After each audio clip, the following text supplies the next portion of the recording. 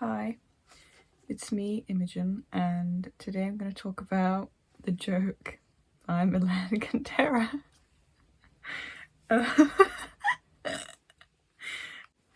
This was Kundera's first novel. It was published in, I think, around 1967, but then was banned in 1968. It was banned during the Soviet occupation of Czechoslovakia that August. The story of the novel is about a young man who tells a political joke in private. As a result, his life is significantly altered by his then subsequent being drafted into the Czech military and being alienated by everyone that he knows. As are a lot of Kundera's novels, it's not about simply this man's plight. It is actually interwoven with the details and deeply personal and quite heartbreaking stories of the people around him that he crosses paths with, that he's known in his past, or that he's been the lover of. The novel, at least of how I experienced it, begins sort of like it's a story of like absurdity and deep societal alienation, as this man's political views seem not to be shared, and even if they are, he is not able to express them or have any place with these views. Society completely shuns him for it, and he can't seem to find like peers that are really on his side when it comes down to it. But while the story begins this way, other perspectives and other voices are drawn in, as most of the chapters are actually written from the point of view of different characters. And the story becomes actually both deeply beautiful and melancholic, where it began as absurd. I think the thing that I loved most, or one of the things I love most, is that it has this deep sense of nostalgia throughout. And this is told through each perspective of the novel and through the lives of each character that takes up space in the story. So I feel that there's really a sense of nostalgia that really permeates the entire book, which like really absorbed me, which I also think is quite in character for Kundera, but particularly in this novel, for some reason I felt that.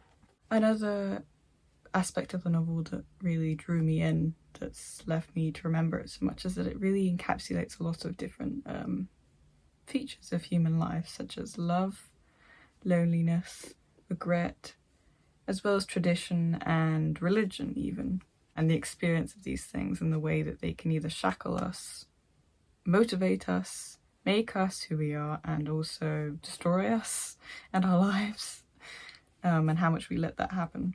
And there's definitely this strong sense of unfulfillment too, like the experience of knowing what you want or feeling deep feelings, but even if you do, you can't always, like, you allow life to pass you by without like really taking hold of these things.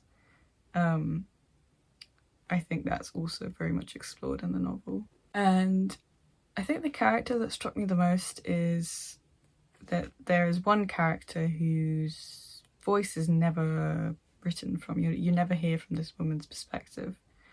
However, I think just about every character that does have a chapter or a couple of chapters in the book writes about her, and she kind of is entwined within all of these people's lives in some way or another at a different point in time, which you really don't expect when starting the novel. And I find what's really special about that is that naturally, when you read books that are written from multiple perspectives, usually the way you view the character initially is the way that the narrator describes them. That's how you view them.